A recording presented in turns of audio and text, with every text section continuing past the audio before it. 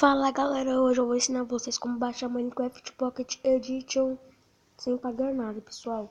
No Minecraft Pocket, a nova atualização. Então vamos começar, pessoal? Vamos. Primeira coisa, você vem aqui, ó.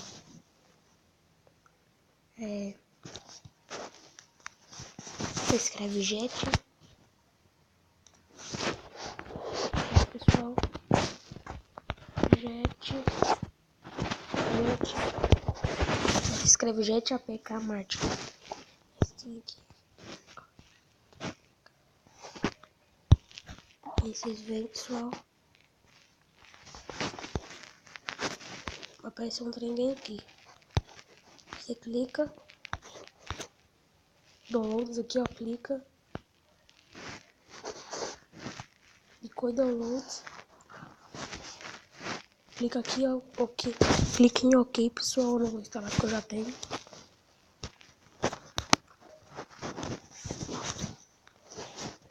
Aí vocês veem que é Minecraft Pocket Edition.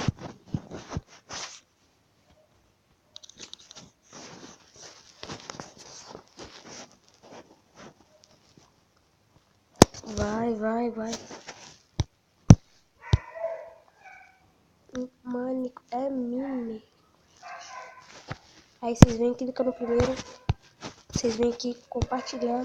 Clica jet. Ops. Clica, volta. Clica jet. Esse aqui, pessoal. Clicou. Vocês vêm. Depois vocês clicou. Clica, vem. Clica aqui e clica na primeira, pessoal. Deixa eu ver se essa aqui. Essa daqui.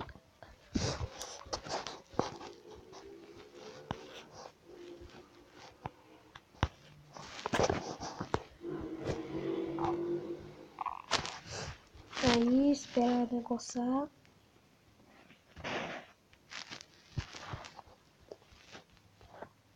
O meu não tá dando certo, mas o seu vai dar. Calma, tá aí, pessoal. Carregou.